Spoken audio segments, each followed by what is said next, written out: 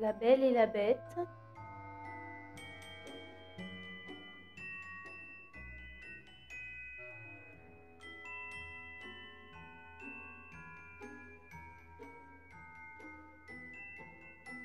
D'après un conte de Madame Le Prince de Beaumont.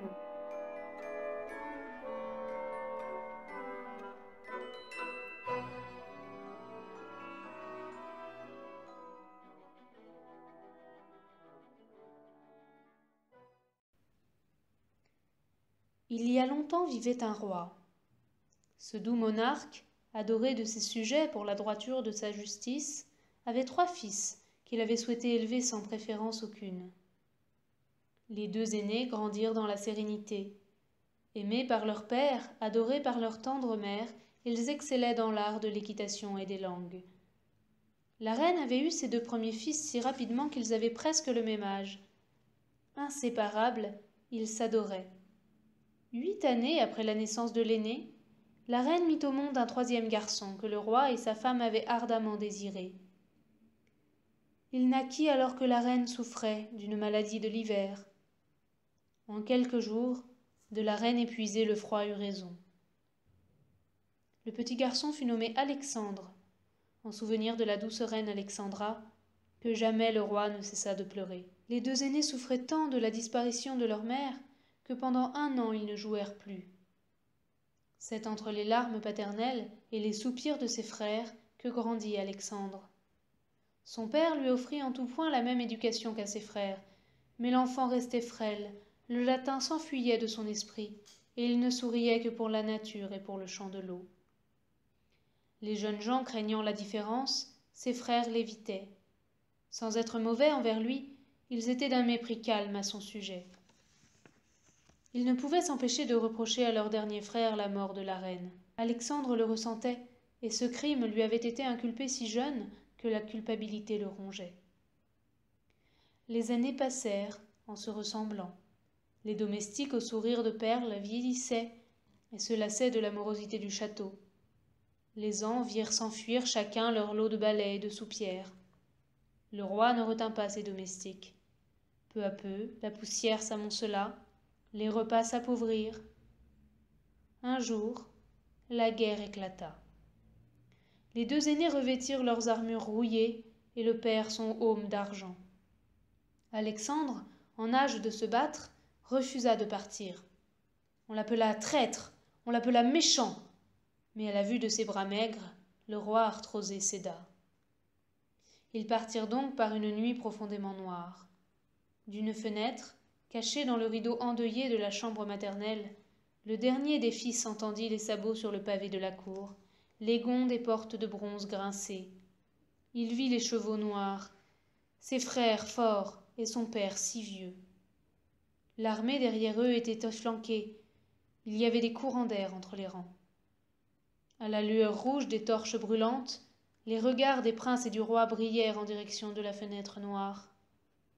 Le monarque jetait ses yeux vers le souvenir de la reine, mais les yeux de ses héritiers luisaient de rancœur, et Alexandre fut atteint par les flèches de ces 2 regards. Puis, le galop de la guerre les emporta, et il resta seul.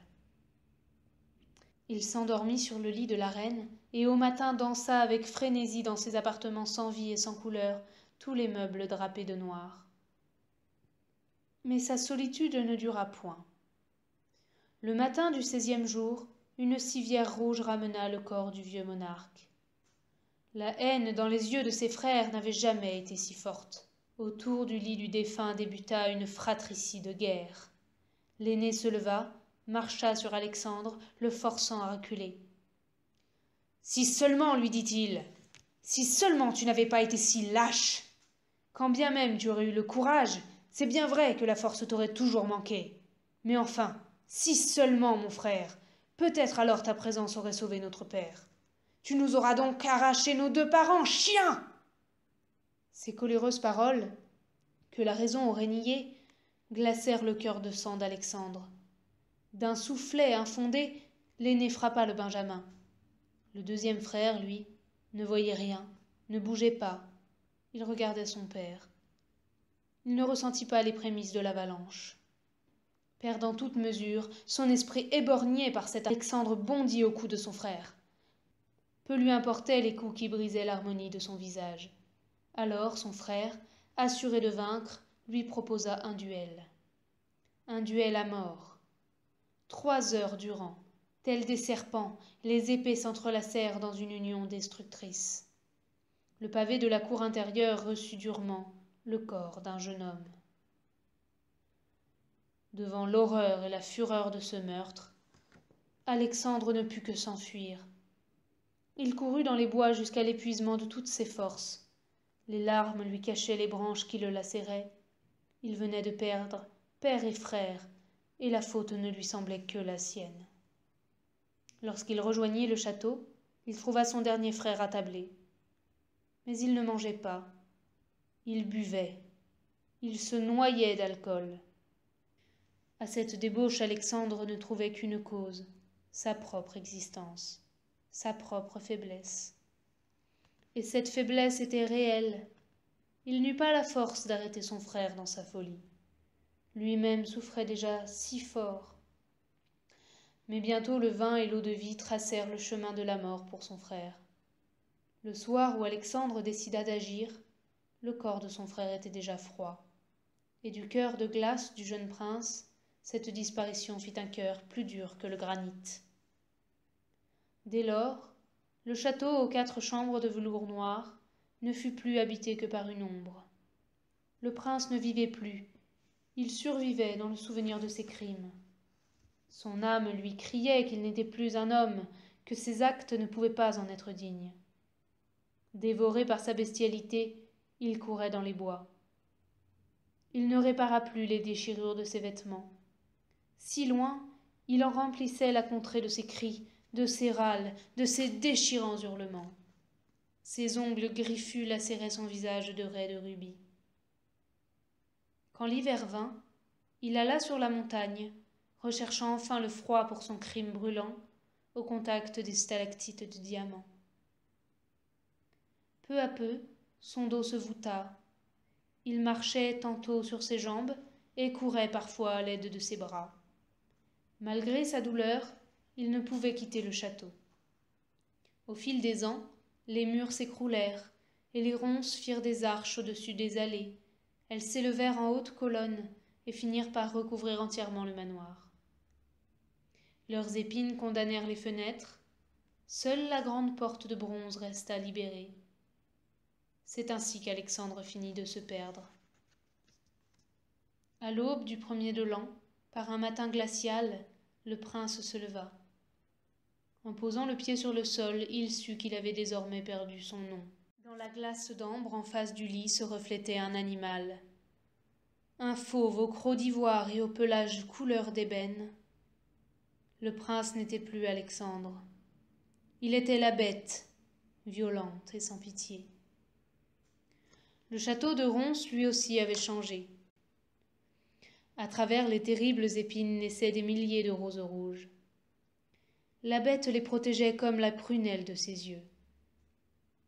Elle représentait pour lui sa plus grande richesse. Ces roses étaient les dernières effluves de sa tendresse, et tant qu'elles existeraient, la bête garderait son esprit, et cachait, bien loin dans son cœur, son âme.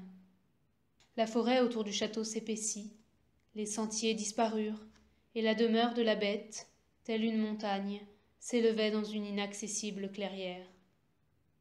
Et le fauve pensait que personne ne parviendrait jamais à l'aimer.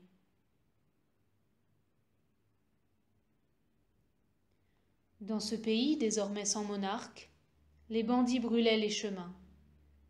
Rentrant chez lui après le marché de la ville, un pauvre marchand revenait au village avec dans ses sacs l'argent durement gagné qui représentait toute sa maigre fortune. C'était un après-midi d'automne et le vent maltraitait le vieil homme. Courbé sous les bourrasques, il avançait contre le vent. C'est alors que surgit devant lui une troupe de brigands qui de leur coutelas le vidèrent de ses espoirs et de son peu d'argent. Il était à propos de dire que les voleurs volent toujours à plus pauvres qu'eux. Le triste vieillard, dépouillé, pleurait sur son sort. Plus rien ne lui restait pour élever ses 3 enfants.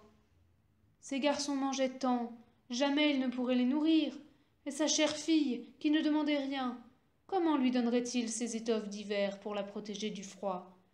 Cette gentille enfant qui s'occupait de tout avec tant de courage, la jolie belle, qui l'épouserait, sans dot? Dans son désespoir, le vieil homme se laissa porter par son âne et s'enfonça dans la forêt. Quand il réussit à s'évader des méandres de ses soucis, il ne reconnut rien. Il était perdu, et la nuit venait. Les arbres de leurs bras l'agrippaient, et c'est terrorisé qu'il parvint à s'en libérer. « Seigneur, cette forêt cacherait-elle plus que des arbres de bois ?» se demanda-t-il. Il recula, tentant de calmer son âne affolé, et soudain le bruit des sabots de sa monture ne fut plus le même. Il ne marchait plus sur les racines tortueuses qui lui tordaient les chevilles, mais sur un tapis d'herbes moelleuses. Jetant son regard derrière son épaule, le château de la bête, tel une roseraie interminable, s'étendait devant ses yeux. La nuit était noire et le château luisait d'une étrange lueur, les fleurs agissant comme autant de lanternes. Avançant sous les arches d'épines, il entra dans le manoir. Le noir était si profond à l'intérieur qu'il se coucha sur le sol et s'endormit aussitôt, au milieu du hall de marbre. Lorsqu'il s'éveilla, le soleil perçait par les fissures des murs et illuminait la pièce de milliers de raies d'or. Le vieux marchand resta ébahi devant tant de beauté, mais il lui fallut bien vite repartir et il s'éloigna. Pourtant, en voyant les énormes roses sur les murs extérieurs, le marchand pensa à sa fille et d'un doigt habile cassa la tige de l'une d'elles. Il commençait à partir, remontant sur son âne. Alors qu'il allait franchir les grilles, la bête se jeta sur lui, le désarçonna en montrant les crocs. Le vieil homme s'apprêta à mourir. « Tu viens m'arracher ma vie. Cette rose est un jour de ma vie que tu me voles. Pour cela tu devras mourir. Tu n'auras pas mal, mais tu es mon meurtrier, et je ne peux te laisser vivre. » À ces mots, la bête se retira. La fureur dans ses yeux un instant semblait avoir été aspergée d'eau froide par ses propres mots. « Tu mourras pourtant !» Il empoigna la rose qui tomba en cendres. « Seigneur, je ne pensais pas à mal !» pleura le marchand. « Mais mal tu as fait, vieil homme !» La bête posa son horrible patte sur le cou tremblant du marchand. « Mes pauvres enfants, mes fils chéris, ma fille adorée, qu'allez-vous devenir désormais ?» Et le vieil homme pleurait. « Pourquoi pleures-tu ?»« Pour mes pauvres enfants qui seront seuls demain. »« C'est le prix de mes roses, vieil homme. »« Mes fils qui mourront de faim, et ma chérie, ma tendre fille, dont personne ne voudra. Oh, ne m'accuse pas, grand seigneur, d'un acte commis sans savoir. Ma pauvre fille se vendra ou mourra. » Alors la bête se leva et tourna le dos au marchand. Sa respiration soulevait les poils de son dos. « Tu as 3 jours pour sauver tes 3 enfants et leur faire tes adieux. Après, tu devras revenir pour mourir. Honore ce marché, où pour une rose, 4 mourront. » Le pauvre vieillard désemparé prit son âne par le licou et passa la grille du jardin. À peine l'avait-il franchie qu'à son plus grand étonnement, sa minuscule maison était là devant ses yeux, et le clos de son jardin, et les aboiements de son chien. Belle, aux cheveux d'or et aux jolis yeux, courut à lui. « Vous avez bien du retard, petit père. Les garçons ont pleuré. »« Hélas, mon enfant, notre malheur ne fait que commencer. » Et il lui conta tout. Il était bientôt encore et le soleil était pâle. Les 2 petits, de leur sommeil de rossignol, dormaient encore. Assise près de son père à les regarder, Belle repoussa la lumière de ses cheveux dont les cascades offraient des éclats de bonheur. « Mon père, dit-elle, vous resterez. J'irai pour vous près de la bête. Les garçons ont plus besoin de vous que de moi, bien que nous nous aimions avec tendresse. Non, ne protestez pas, vous savez que j'ai raison. Je ne peux leur apporter que l'amour et les caresses que notre mère au ciel ne peut plus leur donner. Mais le bois qui brûle dans l'âtre, le pain et le lait qui leur remplissent la panse, je ne peux leur donner sans me déshonorer. J'aime mieux mourir. J'irai. L'âne doit se souvenir du chemin. Le triste père dut se rendre à l'évidence. Cette horrible solution laissait bien 3 vivants au lieu de 4 morts. Il refusa d'assister au départ de sa fille, sachant que son cœur se déchirerait à cette vue. L'âne porta Belle jusqu'au château de la Bête. C'est le cœur bien lourd qu'elle poussa les portes de bronze. Elle n'eut pas le temps de dire un seul mot, elle n'eut pas besoin d'appeler. Derrière elle retentissait une grande voix rauque et sinistre. « C'est toi qui es venu ?»« Oui, Seigneur. »« Pourquoi ?»« En paiement d'une dette. » Des griffes crissèrent sur le sol de marbre. « Vous êtes la plus belle des roses. Je ne vous tuerai pas, mais votre vie est à moi. Ainsi votre dette est payée. Une rose contre une rose. » Belle cachait ses beaux grands yeux, elle craignait trop de voir la bête. L'odeur fauve et âcre de son geôlier lui faisait tourner la tête. Elle s'agenouilla aux pattes de la bête. « Vous avez ma vie, Seigneur, dit-elle. Sa gorge se serra en apercevant les griffes du monstre. Elle releva la tête d'un coup. Au-dessus d'elle, elle vit un animal, debout comme un homme, couvert d'un pelage noir, aux yeux orange comme des pierres d'agate. Elle hurla et se recroquevilla sur le sol en pleurant. « Venez manger auprès de moi chaque soir au coucher du soleil. Si vous ne venez pas... » Il n'en dit pas plus. Dans un cri de terreur, la jeune fille s'était évanouie. Lorsqu'elle ouvrit les yeux, Belle était couchée sur un lit de roses blanches. Les fleurs avaient été coupées de leurs tiges, et ce matelas blanc était d'une grande douceur. Sur une chaise à côté du lit était une robe entièrement piquée de rose bleu. Par l'immense fenêtre de sa chambre, le crépuscule mourait, et le soleil explosait de couleurs de feu. Belle se leva. Elle trouvait sa cellule bien jolie. Elle enfila sa robe de fleurs et se hâta de descendre pour le dîner que lui imposait la bête.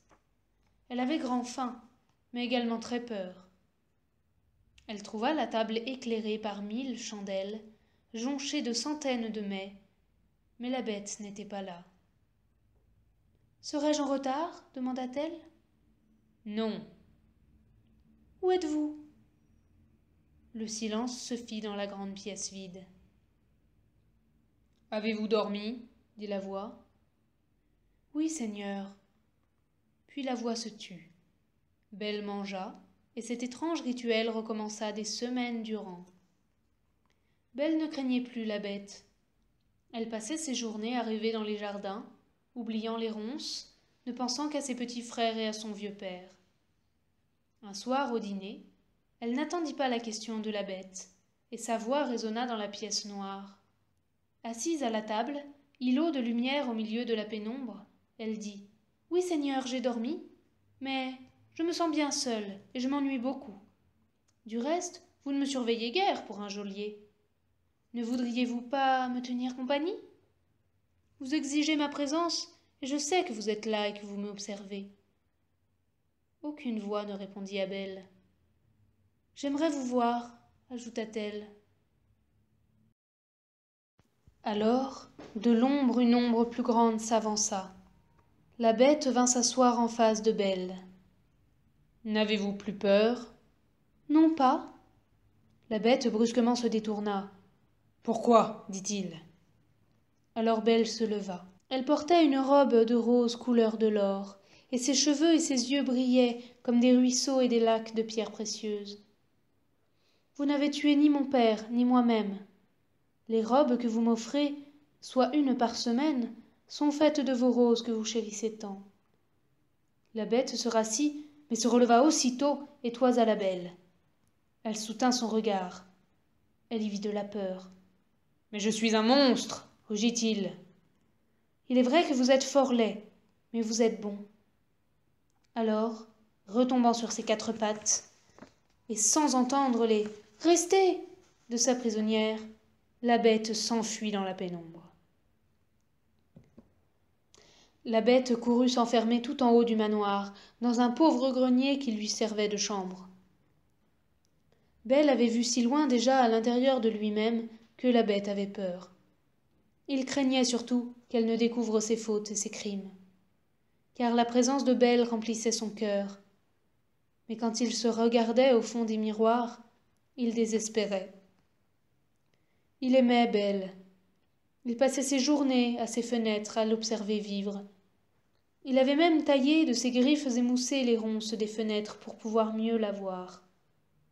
Mais son corps difforme, quelle chance lui laissait-il devant tant de grâce? Et son cœur souillé. Jamais il n'oserait le poser entre les mains blanches de cette jolie femme. Le meurtre de sa famille le séparerait d'elle si elle venait à l'apprendre. Et il pleurait de nouveau, et son cœur gelé fondait quand il la voyait. Revenaient à sa mémoire les chambres de velours, portant un deuil éternel, et il se torturait l'esprit, et ses pattes s'abattaient sur les meubles et sur son propre corps, animé d'une rage nouvelle. Pendant ce temps, Belle parcourait le château encore et encore. Ce que craignait tant la bête devait arriver, et Belle atteignit l'étage condamné. « J'estime être désormais ici chez moi, pensait-elle. La bête me l'a d'ailleurs affirmé. Je ne veux pas de porte close, c'est bien trop sinistre. » L'étage qu'elle découvrit était comme à l'évidence celui des chambres royales. Elle ouvrit la première porte.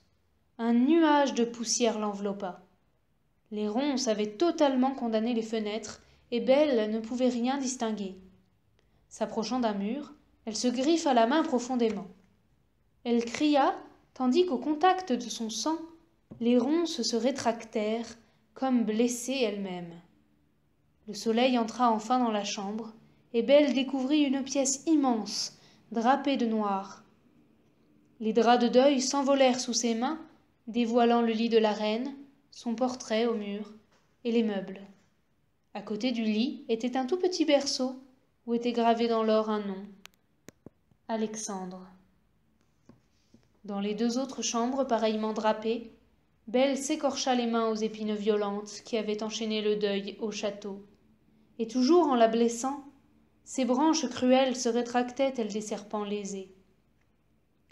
Au sol d'une des chambres, elle trouva 2 épées sur lesquelles du sang avait séché. Dans l'autre pièce, des bouteilles d'alcool brisées, et dans chacune, le portrait d'un beau jeune homme. Peu à peu, la Belle prenait peur. La bête aurait-elle tué l'enfant du berceau? La femme et ces 2 jeunes hommes? Elle tentait de se persuader du contraire en pénétrant dans la dernière chambre. Elle fit reculer les ronces, retira les étoffes, mais ne trouva sur le lit qu'un vieux aume en argent. Elle allait sortir, terrorisée et craignant le courroux de la bête, lorsqu'entre ses larmes, elle entrevit un parchemin, cloué aux 4 coins sur le bois du lit. À moitié sous le lit se trouvait également un tableau. Salissant sa robe à la poussière du sol, Belle s'agenouilla et tira à elle un tableau de famille. L'enfant dans les bras de la reine était méconnaissable, tant la toile était griffée. Voyant cela, Belle souriait tristement. Se relevant, perdant sur le sol quelques-unes des fleurs roses de sa robe, elle prit le parchemin cloué. Il avait la forme d'un document officiel. Il disait « Par la présente, je déclare qu'au vu des crimes commis, Alexandre, fils d'Albert VI, roi de ces contrées, se renie lui-même et n'est plus un homme. Je m'accuse d'avoir tué en naissant ma mère. Je m'accuse d'avoir par lâcheté refusé la guerre où mon père perdit vie. Je m'accuse d'avoir tué mon frère en combat singulier après qu'il m'a reproché mes fautes. Je m'accuse enfin d'avoir par faiblesse laissé mon dernier frère mourir de sa propre décision, s'interdisant ainsi les voies éternelles de Dieu. Je ne suis plus digne d'être appelé homme, que vienne pour moi aujourd'hui l'enfer que je mérite. » Belle serrait la lettre contre son cœur. Elle comprit enfin la souffrance de la bête, sa souffrance infondée. Pauvre homme, pensait-elle, les monstres, ils ont dû lui faire une vie bien affreuse. Ce sont eux les monstres, ceux qui lui ont dit qu'il était coupable. Pauvre homme, sa seule faute était d'être plus faible que les autres. Prise d'une grande colère, elle empoigna les draps noirs de ses mains griffées et les jeta du haut du château dans la rivière en contrebas. Le tumulte de l'eau noya les étoffes de la douleur. Les velours claquèrent au vent, battant l'air tels des oiseaux sinistres, avant de s'éloigner, vagues noires dans le courant. Le soir, au dîner, la bête s'approcha de Belle. « Qu'avez-vous fait à vos mains si jolies? Et votre robe, elle est toute blême. » Lui prenant les pattes dans les mains, elle y posa son visage. « Je suis lasse, mon ami. Je n'ai fait que nettoyer un peu, et les ronces m'ont blessée, mais ce n'est rien. » Ce geste emplit la bête de bonheur. Comme un chat voulant guérir son maître, il lécha de sa langue de lion, entre ses longs crocs blancs, la jolie main de la belle. Elle voulut retirer sa main, mais voyant ses plaies s'éteindre, elle la lui laissa. Mais la chère enfant avait connu trop de malheur en une seule journée. Elle éclata en grands sanglots. « Oh, Belle, mais qu'avez-vous? Vous aurais-je fait si mal ?» La jeune fille ne voulait lui avouer la cause de sa tristesse. Elle craignait sa colère autant que de lui faire du mal. Alors elle lui dit, et ce n'était pas lui mentir. « Mes frères me manquent. Depuis la mort de notre mère, les pauvres petits m'appelaient « chère petite maman ». Et mon père, seul au logis avec ses 2 garnements, si au moins il savait que je vis si heureuse. » La bête se détourna d'elle brusquement. Ses yeux oranges passèrent de la colère à la tristesse. Il ne pouvait pas communiquer avec le monde sans danger. La seule façon d'apaiser la peine de Belle était de la laisser partir. « Si je vous renvoie au village, reviendrez-vous ? » ?»« Je reviendrai. »« Chère Belle, jurez-le-moi. » Ils allèrent s'installer dans le salon près du feu. Belle s'assit dans l'immense fauteuil, regarda la bête au fond de ses yeux jaunes et dit « Je vous le jure. » Alors la bête se coucha aux pieds de Belle, sur le bout de sa robe de fleurs, et ferma les yeux. « Je ne suis qu'un vil animal, mais si vous ne revenez pas, j'en mourrai. » Le lendemain, lorsqu'elle s'éveilla, Belle ne trouva pas la bête à ses pieds. Elle se leva et aperçut une robe posée sur une chaise. C'était sans doute la plus belle que la bête lui ait offerte. Elle était faite de roses pastels, des plus clairs, de toutes les couleurs, et cette robe éphémère était la grâce, la douceur et la tendresse. Jamais Belle ne sut comment son hôte confectionnait ses robes, et ce mystère semblait très doux à son cœur. Elle sortit dans la cour centrale, devant les grilles du château. La bête l'attendait auprès d'un grand cheval. « Le cheval vous ramènera ici si vous le désirez. Vous êtes libre. Vous n'êtes plus ma prisonnière. Prenez encore cette rose. C'est une de celles qui brillent quand le jour s'en va. Mais elle se flétrit loin d'ici, comme je dépérirai loin de vous. Quand cette rose aura fané, la bête ne sera plus. Je vous dis adieu, Belle. » « Au revoir, la bête. Je vous ai promis. » Et le cheval l'emporta au loin. Le cœur serré de crainte, la bête s'élança dans les étages du château jusqu'aux chambres maudites. Lorsqu'il les trouva ouvertes, toutes pleines de lumière, qu'il ne trouva pas la condamnation clouée sur le lit de son père, sa fureur fut immense. Belle était perdue. Il voyait en cela la cause de son désir de le quitter. Alors il monta sur le toit de la plus haute tour et hurla une plainte si déchirante que de l'orée du bois, Belle en eut le cœur brisé. La rose entre ses doigts avait des battements de cœur. Belle rejoignit sa minuscule demeure. Et ce sont les cris de joie de son père et de ses frères qui l'accueillirent. Mais lorsqu'elle leur expliqua qu'elle devrait repartir, quand le premier pétale de la rose tomberait, son père la crut devenue folle. Il l'enferma à double tour et partit pour elle à la recherche d'un mari. La beauté de la jolie disparue l'avait devancée, et la nouvelle de son retour amena des rangées de courtisans aux portes de son père. Quelques princes envoyèrent même leurs ambassadeurs pour demander la main de la belle. Voyant en cela le moyen de sauver Belle de sa folie et de sortir de la misère, son père ouvrait ses portes et rencontrait tout le monde. La pauvre Belle, cloîtrée, regardait la pauvre Rose. Au 4e jour, son premier pétale tomba. Sa lumière la nuit faiblissait, et la bête au château sentait son cœur battre avec moins d'ardeur. À l'aube du 6e jour, la rose avait noirci, et son battement était si faible que Belle pensait parfois ne plus le ressentir. Elle s'en voulait d'avoir quitté la bête, et elle souffrait de ne plus le voir. Ce manque à son cœur était singulier. Elle ressentait pour la bête ce qu'elle ne connaissait pour aucun des hommes qui venaient la courtiser. Le 7e jour tira à sa fin, et il ne restait que quelques pétales sur la rose.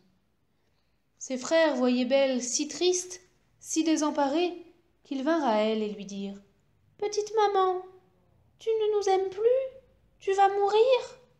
Je vous adore, mes amours, mais je vais mourir si je ne peux partir. » Alors les deux petits occupèrent leur père, l'entraînèrent au loin, et Belle put quitter sa prison. Son père avait emmené son cheval au marché, et il n'était pas encore vendu. La pauvre enfant n'avait rien de coûteux sur elle, et elle paya le cheval de ses longs cheveux d'or. Son père reçut en échange de l'animal des ruisseaux dorés qu'il reconnut très vite, et il pleura longtemps.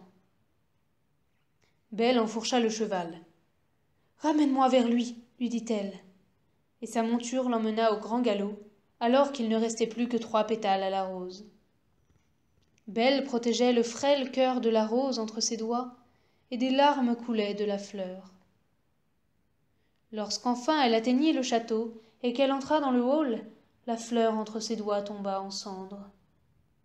« Alexandre !» pensa-t-elle, et elle hurla son nom en pleurant. Le château résonnait du prénom du prince, crié par la voix déchirée de la belle. Elle chercha dans toutes les pièces où il avait ses habitudes.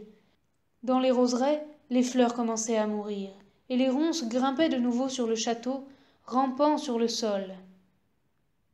Belle voyait sa robe d'arc-en-ciel perdre ses couleurs.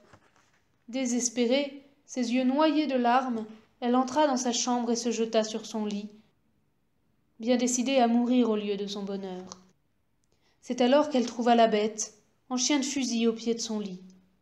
La fourrure de son visage était collée par le sel de ses pleurs, et les griffes de ses pattes recroquevillées agrippaient les draps blancs où elle avait dormi. Belle se traîna jusqu'à lui et posa la terrible tête de la bête sur ses genoux. « Tu es mort, mais je reviens, je suis là. Ne me vois-tu pas? Ne m'entends-tu pas? Oh non, comme je m'en veux, si cher ami, je n'ai plus qu'à mourir auprès de toi. Mais qu'est-ce qui t'a mené à ce désastre? Oh Seigneur, épargnez sa vie. Mais tu n'étais coupable de rien, tu m'entends? » Et des larmes coulaient sur les joues de la belle et coulaient sur les lèvres de la bête. « Alexandre, qu'ai-je fait? Je t'aimais tant, cher amour. » Et alors qu'elle le berçait doucement, comme pour l'accompagner dans sa dernière nuit, le sang afflua à nouveau dans le cœur du prince. « Tu étais faible, mais tu ne l'es plus. Reviens-moi, reviens-moi » Et ses sanglots parvinrent aux oreilles du prince. « Pourquoi n'as-tu pas compris que je t'aimais » L'orage éclata alors dans le ciel, accompagné d'une pluie démente, et entre les bras de la belle dormait un jeune homme aux traits fins, tirés par la fatigue, mais bien ceux d'un être humain. Le poids soudain moins lourd sur ses bras, Belle ouvrit ses grands yeux bleus et cria, posa sa tête sur le cœur du prince pour vérifier qu'il battait. Elle l'étendit sur le lit, l'embrassa 1000 fois. Il n'eut pas la force de s'éveiller. Son corps était à la fois trop neuf et pourtant trop usé. Il avait compris. Il ne put que lui sourire, sans ouvrir les yeux, et la serrer dans ses bras. L'on dit qu'ils dormirent tout un jour et toute une nuit, et que, quand ils s'éveillèrent, Leur bonheur fut tel qu'ils s'aiment encore aujourd'hui au-delà de la mort. Et c'est ainsi que la belle et la bête vécurent ensemble au milieu des fleurs d'amour.